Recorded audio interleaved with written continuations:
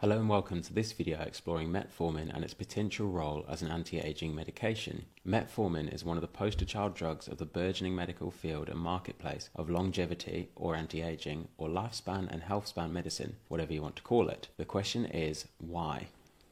This video covers where the interest first came from, what metformin is and how it seems to work, what scientific evidence we have available to us to support or refute the claims that we should be taking metformin to live longer and healthier lives, how safe metformin appears to be, and whether or not we should consider taking it, and if so, how to go about it and at what dose. Firstly, why all the fuss? Well, metformin's been around for a long time and been being used in the UK since the 50s to treat type 2 diabetes, but it was only in 2014 that it burst onto the scene as a potential revolutionary anti-aging medication. It did so as a rather unexpected result of a 2014 research study based in Cardiff, in which an observational study that pored over the data of tens of thousands of people with type 2 diabetes on one of two medication types, either metformin or sulfonylureas, and 90,000 age-matched non-diabetics. The goal of the researchers was to try and determine whether a trend of people seeming to do worse on sulfonylureas compared to those taking metformin was because sulfonylureas were really bad for us, or metformin was really good for us, or both, and the results were certainly surprising. The researchers found that type 2 diabetics taking metformin had a 15% longer survival time on average than their age-matched non-diabetic peers taking neither diabetic medication. This is the seed from which this rich vein of scientific and personal interest sprouted. Next, what is metformin? It's a small molecule drug with numerous effects throughout the body that was developed in a lab based on a similar but more toxic drug called gelagine, which comes from a pretty looking plant called Galega officinalis. It was first made in the 1920s, but this happened to also be the decade when Canadian scientists discovered how to mass produce insulin, which was and is wonderfully effective for people with diabetes, so metformin was not subject to much more interest or scientific research for a good while yet. However, its relatively low risk of crashing blood sugars to dangerous coma-inducing levels, affordable pricing, and relatively gentle side effects all contributed to it eventually becoming licensed for treatment of type 2 diabetes in the UK in 1958 and later in the USA in 1994. For managing blood sugar levels in people with diabetes, it works in three key ways. Firstly, it reduces the rate of sugar production or gluconeogenesis in the liver. Secondly, it reduces the extent of our absorption of glucose or sugar from the gastrointestinal tract into the bloodstream. And thirdly, it makes our peripheral tissues like skeletal muscle more sensitive to insulin, so better at sweeping up glucose from the bloodstream and incorporating it into the cell. As for metformin's mechanisms of action as a potential anti-aging medication, it may confer benefit through any and all of the above three mechanisms, and or several more, including potentially blocking the action of the same receptor that rapamycin, another popular anti-aging drug, binds to, and or by rebalancing our microbiome towards one that is more aligned with helping us live a long time. But there is a lot we don't yet know, like the relative importance of each of metformin's mechanisms of action, but considering it as part of a potential toolkit for controlling blood sugar levels that also includes dietary modification and exercise seems a pretty good place to start, particularly if your blood sugar levels are not particularly well controlled.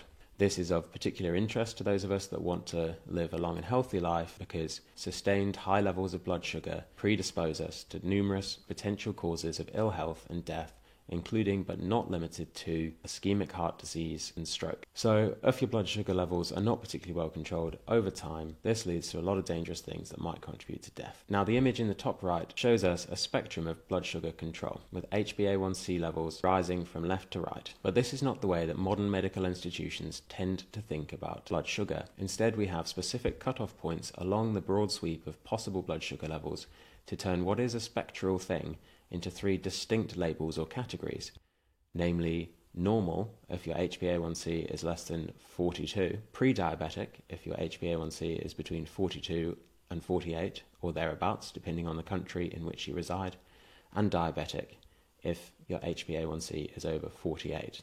Now, what typically happens if you get your HbA1c or your fasting glucose monitored and the blood results come back as normal is you're advised to carry on just as you are. If instead your blood results come back as pre-diabetic, you'll likely receive a pamphlet or some verbal information on how to eat and exercise a little better. And if your results show that you are diabetic, you'll be given some medication choices, including metformin, and advised to consider starting one. It's a crude oversimplification, but this is generally how things are done currently. I feel a better way to think about our blood glucose is to strive to keep it as well controlled and low as possible, bearing in mind that we always need some blood sugar to use as fuel and to avoid us slipping into a coma. So as long as we're always keeping our blood sugar levels above around 4 millimoles, then we want to keep our blood sugars as low as they can be above this throughout the day.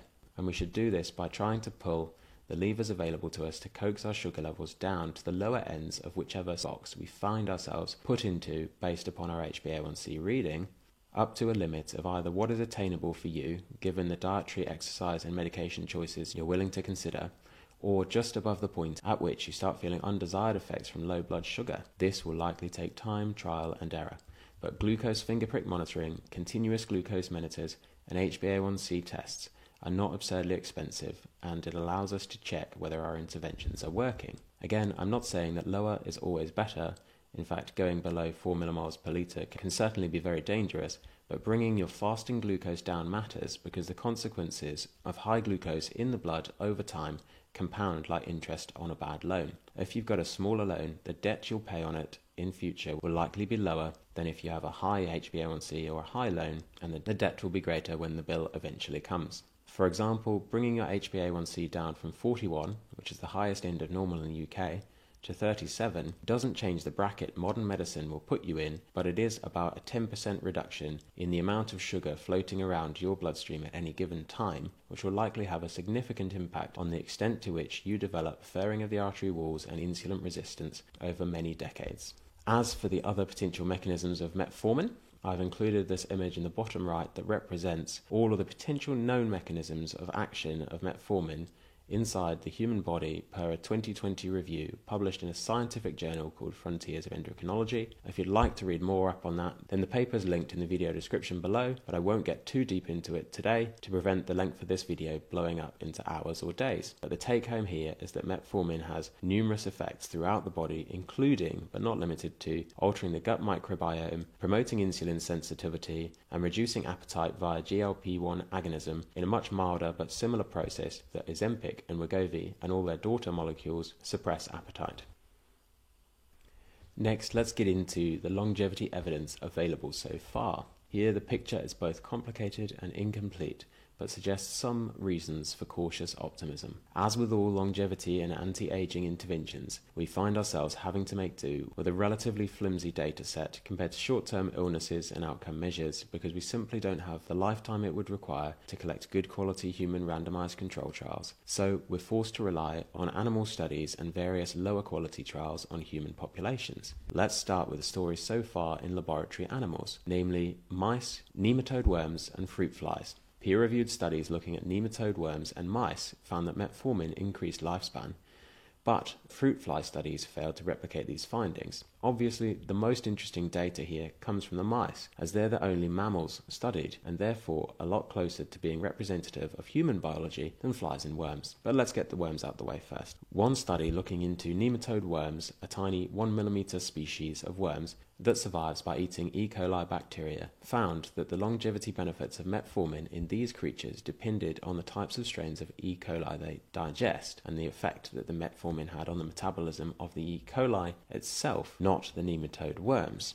Nematode worms eating a certain strain of E. coli had their lives extended, and nematode worms eating a different strain of E. coli didn't. This forms part of the limited picture of metformin affecting and altering the gut microbiome, because these E. coli are not just supper for the nematode worms, they're also synergistic bacteria that live inside of the worm.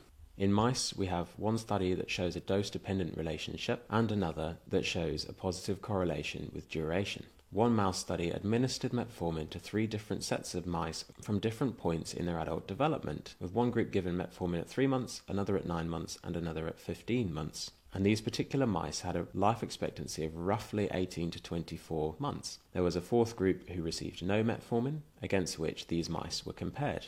For the group starting metformin at 3 months, they had an extended lifespan of 14%. For those starting metformin at 9 months, they had an extended lifespan by 6%. And for some hard-to-explain reason, those starting metformin at 15 months actually had a 3% reduction in mean lifespan. In the other mouse trial, a group of mice was split into 3 groups. One that received metformin at 0.1% of the total weight of their food, one that received metformin at 1% of the total weight of their food, and one that received just the food and no metformin. The group given the smaller amount of metformin, 0.1% of the total weight of the food consumed, experienced a lifespan boost of 5.8% compared to the control group. However, the mice given metformin at 1% of the total weight of their food had blood serum levels of metformin that was 10 times higher than this group and died 14.4% earlier than the control group. The researchers went on to autopsy all the mice and found that 2/3 of the high-dose metformin group had visibly enlarged, lumpy and discoloured kidneys, making this a cautionary tale about metformin becoming toxic to the kidneys at higher doses. And that's about all we have in animal species. So let's crack on to the human bit.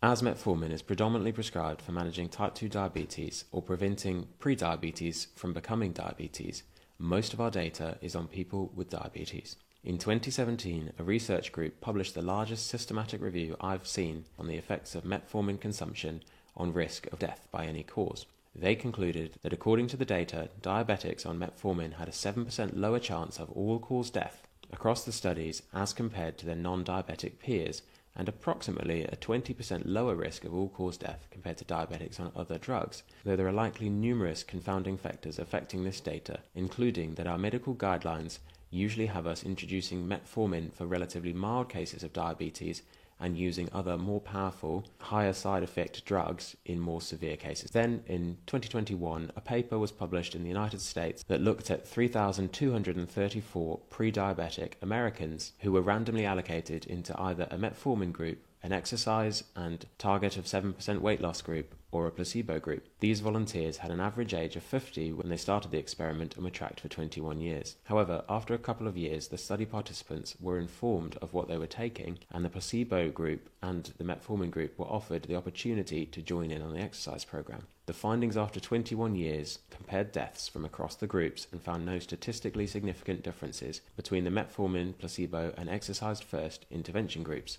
However, of note, the metformin group did decrease body weight and the number of group members that went on to develop diabetes from pre-diabetes over the 21-year period, as did the exercise group. So perhaps over an even longer time frame, the researchers may have found different results. In both of these studies, running the study even longer has the potential to change the results in one direction or another. And we remain frustratingly blind to the potential impacts of metformin in people who are neither diabetic nor pre-diabetic. At present, all that I can see is that there is a study design in place in the USA called TAME, or Targeting Aging with Metformin, that aims to change this by recruiting 3,000 older adults without diabetes to a 6-year study on the effects of metformin as an anti-aging medication. But at the time of publishing the video, they haven't yet got the funding in place, so it will be a long time until the study is published and peer-reviewed, if it ever happens. So there we are, limited, not entirely unambiguous data that suggests quite strongly that pre-diabetic and diabetic people who can tolerate metformin stand to gain something by using it, and far sparser, weaker evidence that it may also be of interest to the rest of us, given how well the mice get on. Now, let's talk about its safety. On this, we do have a lot of data, though again mostly in diabetic people. It's generally quite safe and well tolerated, but for gastrointestinal discomfort that can usually be managed by gradually introducing metformin. However, you shouldn't take it if you've got substantial kidney disease, and you should discontinue it if feeling unwell and/or finding yourself at risk of lactic acidosis, which is a condition of too much lactic acid accumulating in the bloodstream, causing it to become dangerously acidic. And of course, this is more for your doctors to take care of, but they may choose to stop it abruptly. Next, what's the longevity dose? Well, first of all, we're not even sure that it's a robustly effective longevity medicine, particularly in the case of non-diabetic humans. But for people with above optimal blood sugar levels, the right dose is probably somewhere around the dose you need to get where you are aiming to be, or beyond which there is no further benefit when it comes to your blood sugar levels, and at which point you are having no side effects or a small amount of tolerable ones. One can figure this out by regular monitoring of blood glucose. For the rest of us, the optimum dose is the one we come up with based on a personal risk-reward calculation that should be done in conjunction with recent blood work and input from your physician. Happily, metformin is relatively non-toxic at commonly prescribed doses, but we're a long way from knowing the minimum effective dose and the maximally effective dose of metformin for longevity, so we just don't know how wide the therapeutic window is. And finally, should we be taking metformin to live a longer, healthier life? Unfortunately, we don't have sufficient evidence to answer this question definitively, but there are reasons to believe that taking a safe dose for longer more of a positive effect than taking a safe dose for a shorter amount of time.